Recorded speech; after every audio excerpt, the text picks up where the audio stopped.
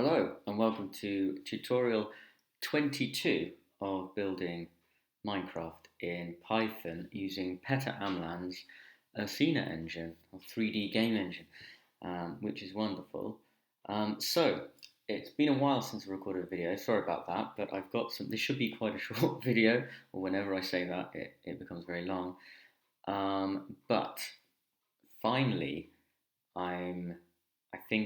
we can get rid of that bug where I can just show you. Let's go to, last video, tutorial 21.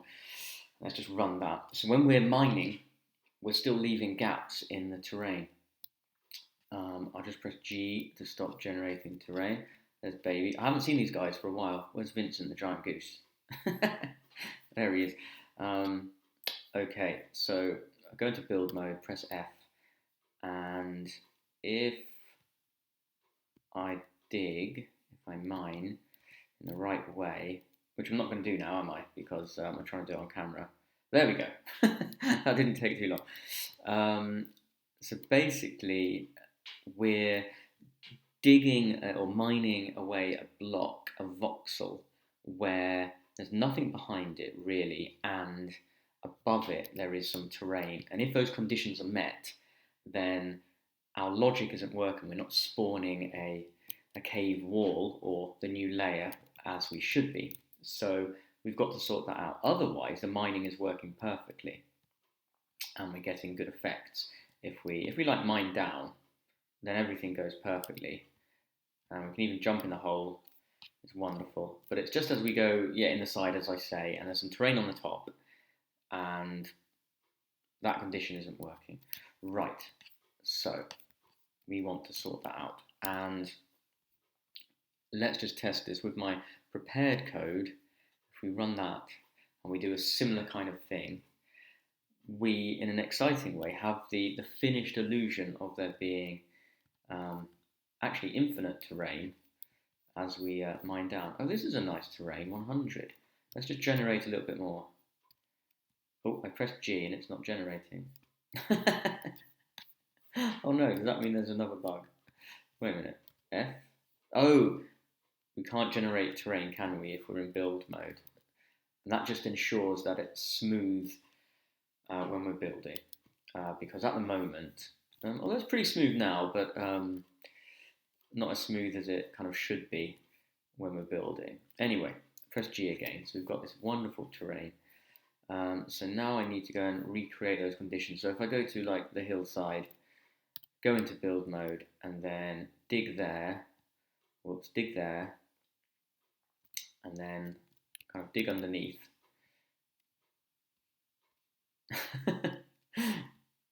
There we go. Yep, it's kind of working as it should do. Let's just kind of like dig randomly and quickly. Hopefully we won't get any of that blue sky. But now it's feeling complete. Now we can just dig and we've got a proper solid terrain, which means in the next video we can go and do biomes, which I've been trying to do in the last few videos, but we've got to get these bugs and things. And the last few videos were dedicated to being able to save terrains and save the trees and save everything that we've built and be able to load that again in a file. So there you go, it's working, and I should just be able to reference my code to get it working. So it's been a couple of weeks since I've looked at this, so I'm just going to follow my comments as I did in the last video, which went quite well. So firstly, I need to copy tutorial 21's code and save it. Am I in the right place? Yeah. And save it as tutorial 22, so that all of you can have access to the previous stages of the code if you want it. And so if you're not following along, you just want the code, or your code doesn't work even when you're following along, you can get hold of the code from GitHub. I'll put a link in the description. Right. Then what we want to do, okay, what we're really actually just changing is the mining system. So I need to save the present mining system as version 21. So there we go. Version 21. Save. Okay, so now I can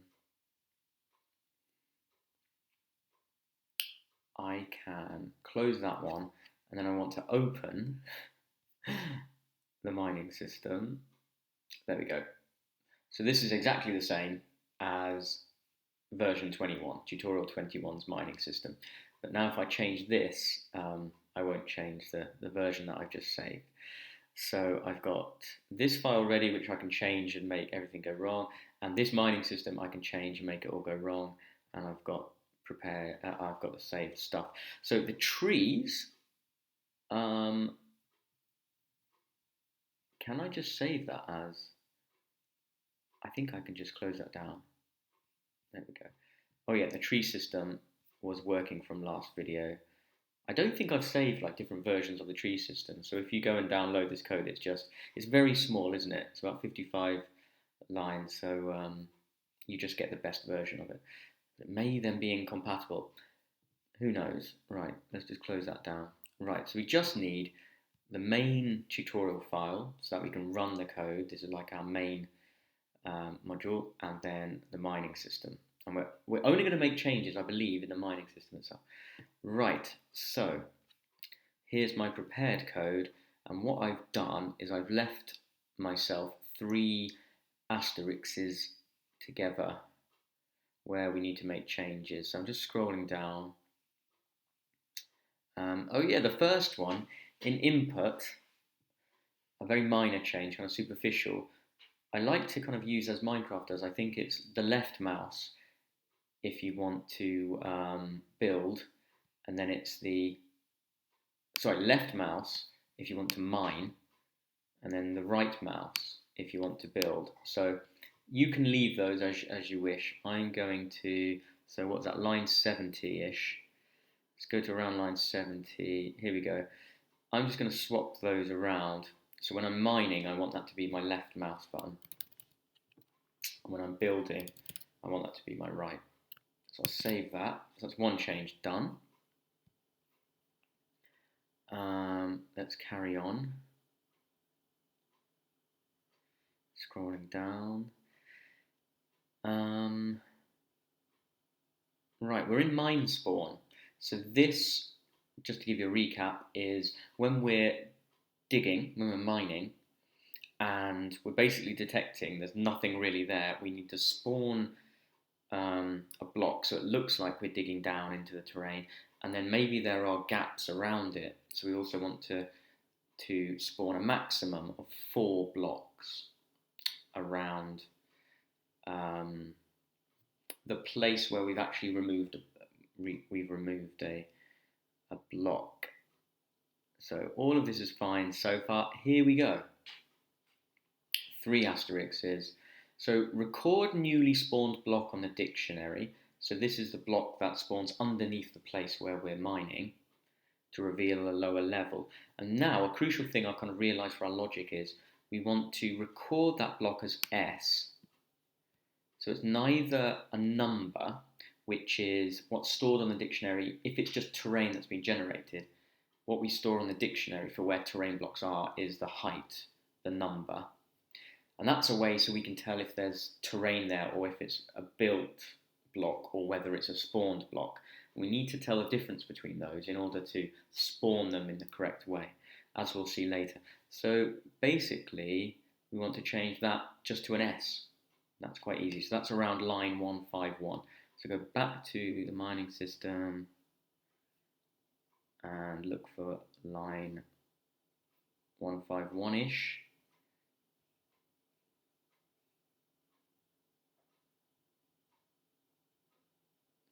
So it must be here, yeah. At the moment, I've just got it saying, so yeah, we're storing the new block on the dictionary, but we're actually just recording a number. We're recording the temporary entity's height, or its Y value, up and down. So we want to change that to just the letter S, and it wants to be a character, so a string in quote marks there. Is that exactly how I've done it? Yep. There we go. Done. Let's carry on.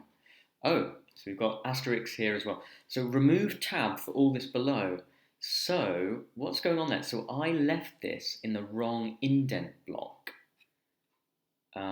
before. Well done if you spotted that before. And that was causing the main problem for leaving these gaps.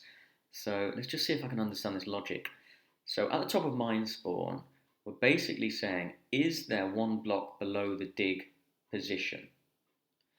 So if there isn't, so it's just none on the dictionary, i.e. nothing's been recorded there, it's just a gap that would be able to see through, then in this block, we're then saying that's when you need to spawn a block there so it looks like there's a layer below. So we do that. So remember this kind of, I don't know, like a purpley kind of colour here? If we go down, then this separate block, we're actually asking, do we need to spawn the 4 blocks around it to close up all those gaps sideways, being able to see through the terrain?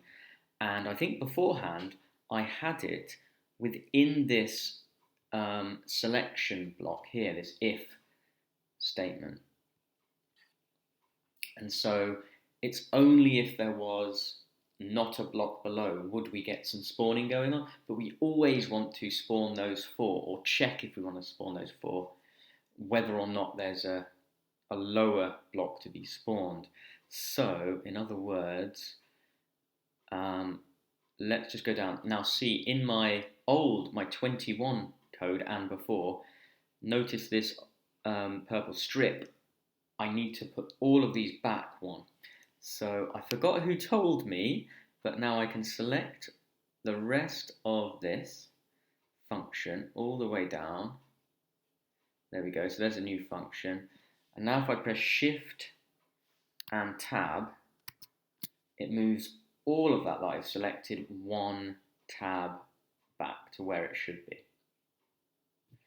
Right, and so actually, I haven't done the same for my comments. I'll just do those kind of manually. There we go, and let's just save that. So I've saved this. So okay, so now we want to check for all the 4 cave wall cubes around that. So we want to check there's no terrain there already, no gaps, and no terrain below that position. Is that what I've got in the prepared code? There we go, yeah, no terrain there already, no gaps, and no terrain below this position. Right, let's carry on. So we're in the kind of crucial place now where the logic is. So here we go. Got the 3 asterisks, so around line 177. We can ask none both times because this covers both gaps and terrain being in these positions, i.e. potential cave wall and below potential cave wall. Not a great comment, but we kind of see what we're talking about. We can ask none, so that's down here. This is the question.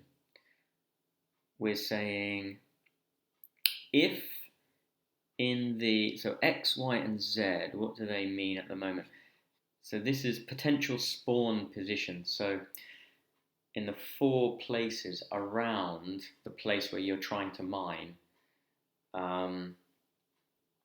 we want to say if we've now revealed like a gap going through the terrain, or our builds, or some spawn stuff, do we need to plug that gap? That's what we're asking. So we can just kind of copy all of this. So we've got here, above, and below.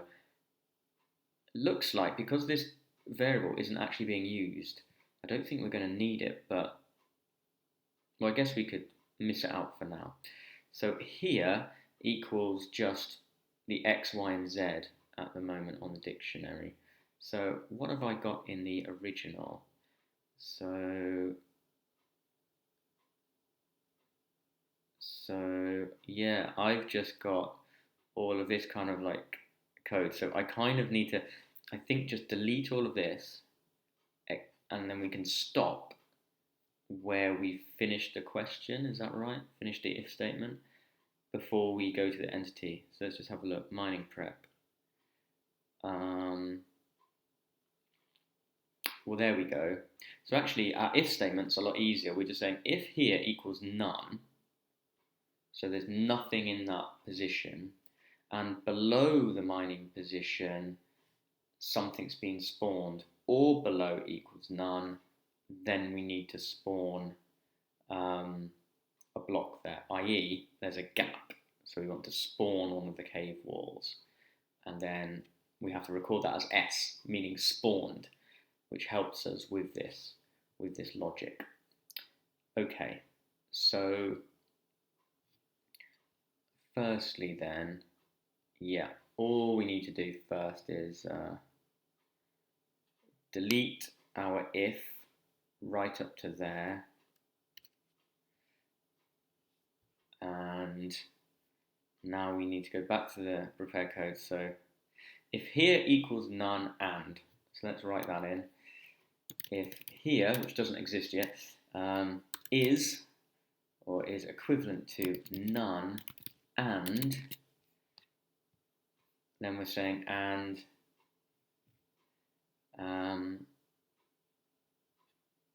so there's got to be nothing there.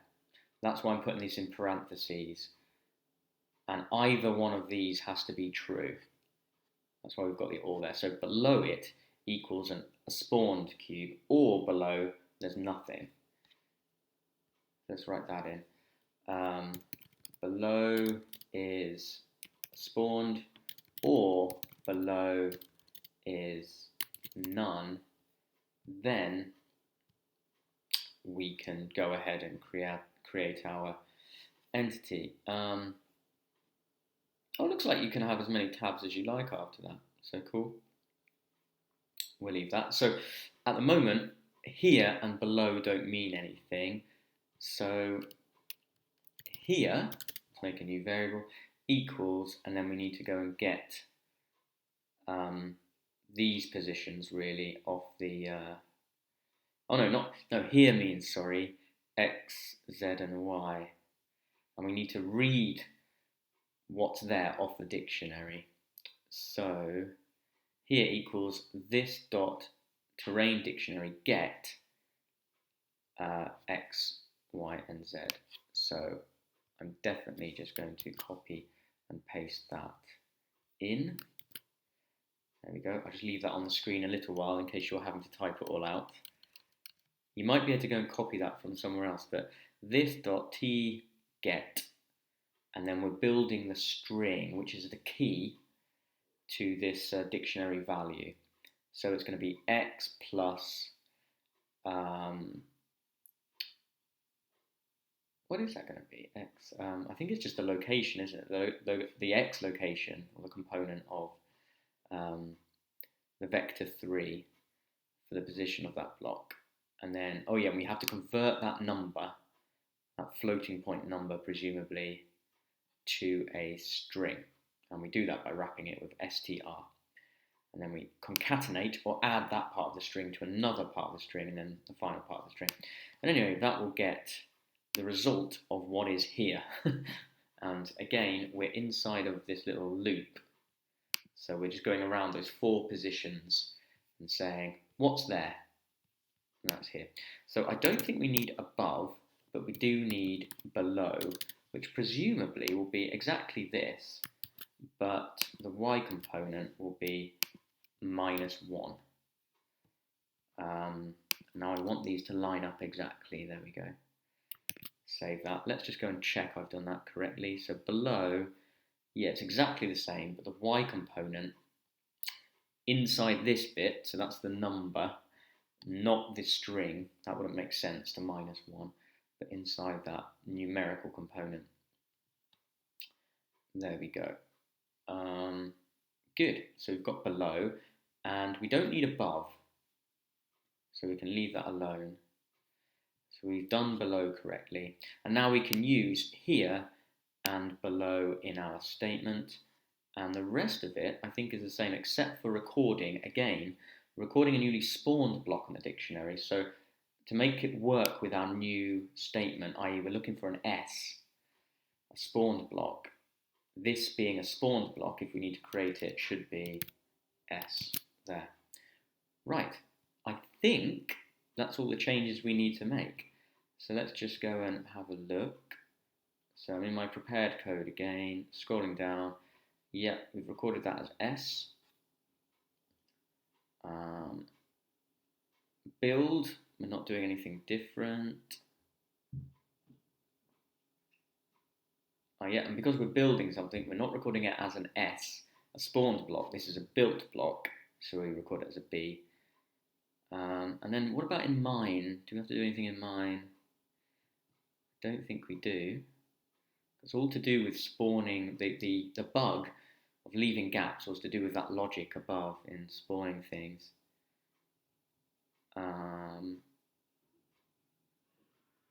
But let's just be safe and have a look through. Yep, that's turned as a gap. What I don't like actually is here, I'm repeating all of the code. I've probably said this before, so I need to refactor this, because if I need to do something different here in one of these, then I'll have to do something different to all of them. And that's not good for maintaining the code. Anyway, that all looks good. So save that.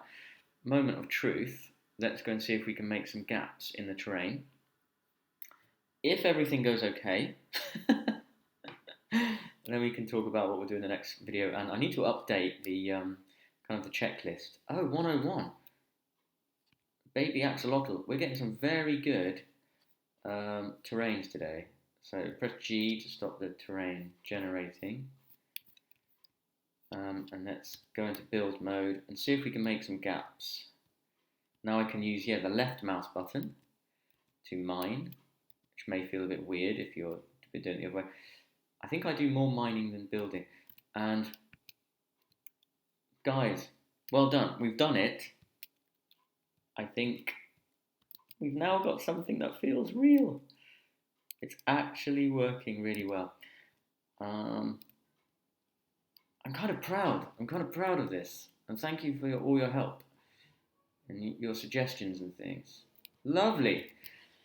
It's working. So now we can definitely, next videos, I think, biomes and, we want like different things appearing, like rubies and diamonds and gaps and caves. The cave system we need to update. So sometimes we should be mining and then we should come across a cave, which should be amazing. I'm just now trying to like dig above me. Maybe I can create a new bug. If we dig out the trees, then we've got to go and sort that out at some point.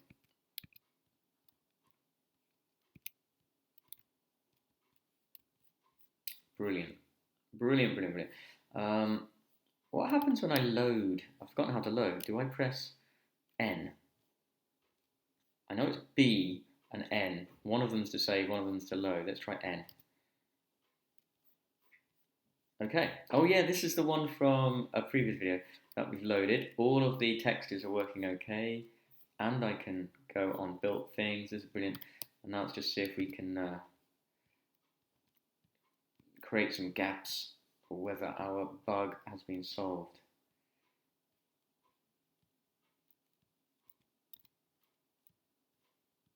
Congratulations, we've done it. Right. Okay. So, we're under half an hour. Let's try and keep it under half an hour. So here we are. I'll put this code online. Oh, we need to change this to tutorial 22. What else have we done? Teleport glitch. How to make the tower build solid. Hack just glitches us through walls at the moment. Oh yeah, I've got an idea for this actually. I think what we could do is kind of read the dictionary for where we're standing, where the player is, and then temporarily give all of those locations like a shell, a bit like we were doing in the really early videos when we were walking around on a, what do you call it, a collider. We could give all of the builds and terrain around us, or just the build we need, just the builds, colliders, and then we would interact with them as we should, so we won't teleport and glitch through walls, which would be an efficient way of doing it. So it wouldn't slow us down very much because we're just doing it for a few things around us. So that's probably what we'll do. Caves, we definitely need to adapt the legacy system so we can go and discover some caves and things. Oh, this is what we might do at the end of this video, just to celebrate. I just want to make the sky go dark, and yeah, in upcoming videos, different caves and different minerals being mined, like seams of diamonds and things, and biomes. But also, it'd be nice to make clouds and stars and maybe planets and things like that. That'd be really cool. Okay, what else have we done? Biomes. Yeah, we need to get on to. But prevent gaps in the terrain when spawning sometimes. This is satisfying.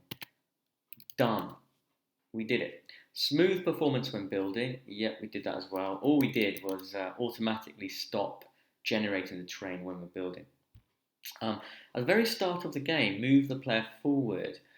I think what we also want to do, can I call this 10.012? We need to load a, or capital, sorry, load a prepared terrain / saved terrain large to give illusion of a world at the beginning. So we don't actually see any generation to start with, so it just feels like we're actually in a world, which should be nice. And it's quite easy to do. We should just be able to call the load function. So I might do that if there's time. I want to keep this under 30 minutes. We've got about 3 minutes. Anyway, improve build tool UI systems. It's close to Minecraft. Yeah, it's a little bit fiddly, isn't it? Save file, e.g. current terrain with builds. That's done. Improve axe animation. I'm going to leave that and do that another day. Enums for block types. Oh, yeah. Add seed stuff to its own module. Thank you. It's very polite from my past self. Hello, past self. What's that? Seed stuff to... Oh, yeah, okay. There we go. Right. So let's just make the sky go dark. Oh, yeah, it's Halloween. Happy Halloween, everyone. It's October. It's not actually the 31st yet. Right, at the start, we should have something talking about the... I can't remember what it's called. The scene colour. Oh, where is that? Maybe it's right down the bottom, is it?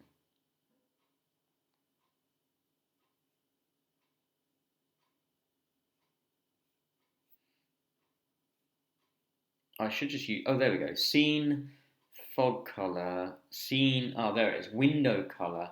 At the moment, we've got kind of 200 green, 211 blue. So let's just comment that out. So we've got it saved. And then set the colour to absolute black. 0 red, 0 green, 0 blue for our colour channels. And then run it. Will this look like it's kind of at night time? About to find out. And then I've got about 1 minute. Oh, look at that. Ooh. Very nice. By the way, if you're on a Windows machine, I'm on a Mac, but if you're on a Windows machine, you can actually change the lighting so it looks a lot more impressive very easily. I would just go and read the documentation on Ursina's homepage, and that will work. There's some issues for it on Mac. I haven't posted an issue yet on Ursina's GitHub, but I need to do that. Anyway, isn't this nice? It'd be nice to have some stars and things. And the moon. Oh yeah, the moon.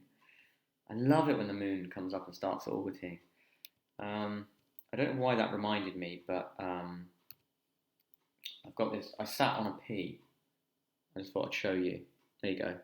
And I didn't notice, so I don't think I'm a princess from the Princess and the Pea nursery rhyme or story. If you haven't read it, go and read it, and you can enjoy that. Hello, Vincent. Right, so stop that. So we've got nighttime now. 35 seconds to try and load a scene straight away. Okay, let's do it there. What's it called anyway? Load.